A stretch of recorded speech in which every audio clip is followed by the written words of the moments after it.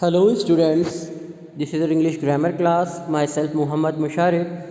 Today I will teach you chapter number 17, the preposition. Children, what is preposition? The word preposition is a combination of words pre and position. जो word preposition है ये दो शब्दों को मिलाकर बनाया गया है जो कि प्री और पोजिशन है, जहाँ पर वेयर प्री मीन्स बिफोर यानी कि पहले and position means place means स्थान. It takes place before a noun और अ प्रोनाउन. ये किसी भी नाउन या प्रोनाउन से पहले स्थान लेता है, प्लेस लेता है.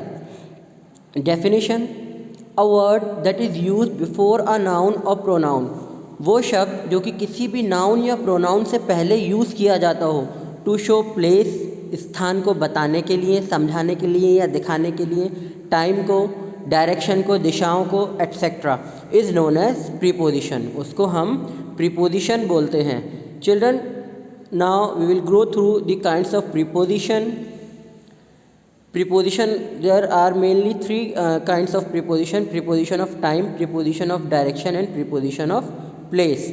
Now according to time we use at, in, on, by, until, till, for, during, from.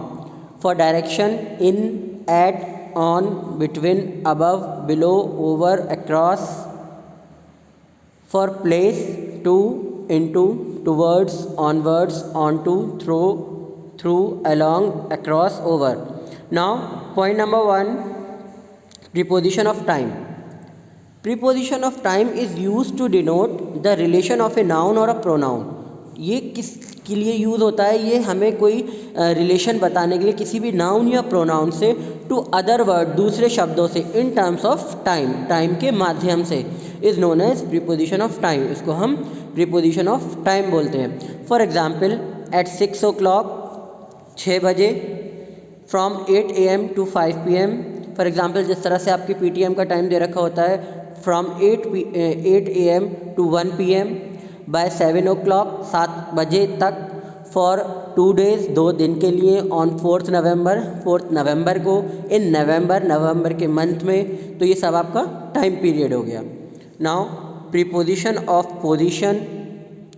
It is use to denote the relation of a noun और प्रोनाउन. ये किस लिए यूज़ होता है? डिनोट करने के लिए कोई रिलेशन नाउन या प्रोनाउन का विद सम अदर वर्ड्स, दूसरे शब्दों से, इन टर्म्स ऑफ प्रीपोजिशन. किसके माध्यम से? पोजीशन के माध्यम से. उसे हम प्रीपोजिशन ऑफ पोजीशन कहते हैं. For example, over the bench, bench के ऊपर. इन द सर्किल, सर्किल के अंदर. एट द शॉप, शॉप पर. थ्रू द गेट, गेट पर, गेट के माध्यम से या गेट के ज़रिए. बिटवीन सीता एंड गीता, सीता और गीता के बीच में या सीता गीता से. Point number 3, preposition of direction और movement. Words use to denote the relation of a noun और अ प्रोनाउन. वो शब्द जो कि यूज़ होते हैं डिनोट करने के लिए रिलेशन नाउन या प्रोनाउन का. किससे? With some other words in terms of इस मूवमेंट्स एंड डायरेक्शन. कि किससे? कि किसी भी माध्यम से. किसके माध्यम से? मूवमेंट और डायरेक्शन के माध्यम से. Is known as preposition of direction and movement. उसे हम preposition of direction and movement कहते हैं. चिल्ड्रन, इसको हमने 4-5 पार्ट्स में हमने डिवाइड किया है. फर्स्ट वन इज़ मैनर, तरीका, किस तरह से, किस वे में. सेकंड, कॉज या पर्पस, किस वजह से. एजेंसी या इंस्ट्रक्शन, किस माध्यम से, किसके ज़रिए, किसके द्वारा. फोर्थ, मीज़र या रेट, किस चीज़ को आप नापते हो, उसका प्राइस क्या है, उसका क्वांटिटी क्या है. 5, सोर्स या ओरिजिन, कौन सी चीज़ कहाँ से आई है उस. Now we will discuss one by one. First of all we will discuss manner, यानी कि किस तरीके से. She learn the poem by heart. उसने पोएम को हार्ट से, बिल्कुल दिल से, अच्छे से लर्न किया. We shall meet the challenge with courage. हम इस चैलेंज को साहस से, हिम्मत से फेस करेंगे. तो देखा आपने तरीका, manner. Cause, second one, cause and purpose. Of और फॉर, ठीक है. कॉज के लिए ऑफ यूज़ करेंगे और पर्पस के लिए फॉर यूज़ करेंगे. He died of heart attack. Cause क्या था, वजह क्या थी, क्यों मरा वो हार्ट अटैक की वजह से. इसलिए हम कॉज के साथ ऑफ का यूज़ करेंगे.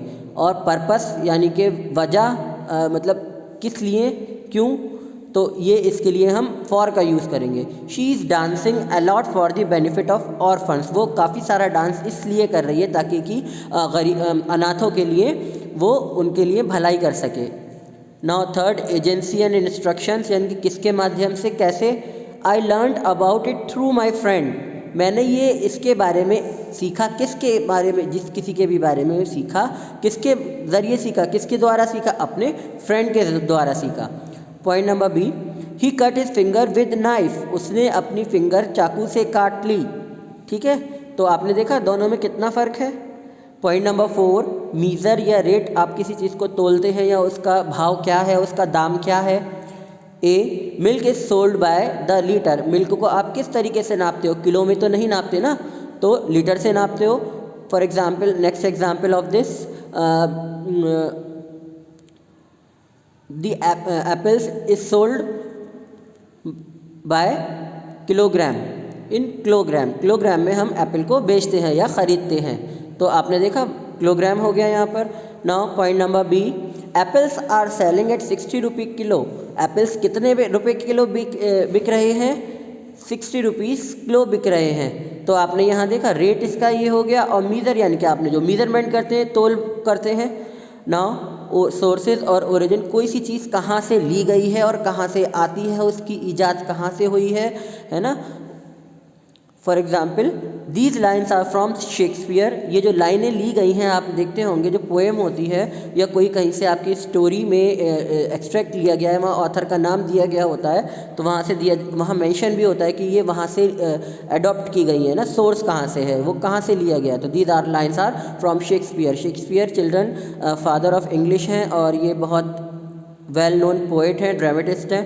Now point number B, we get light from sun, हम लाइट कहाँ से लेते हैं, सन से लेते हैं, सोर्स भी है और हमारा ओरिजिन भी है। Hope children you understood preposition and it's kinds.